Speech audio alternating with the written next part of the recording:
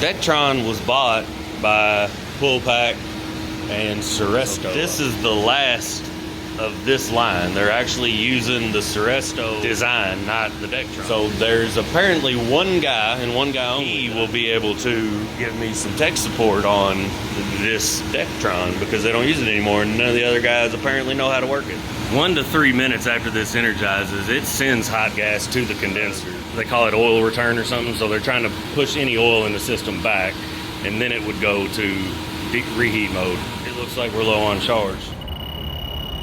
That there is clearly oil. I'm gonna go ahead and scan over it. Son of a bitch. This thing's leaking everywhere.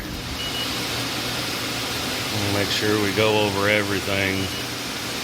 We don't want to go changing a condenser coil and then have an evaporator leak or another leak somewhere.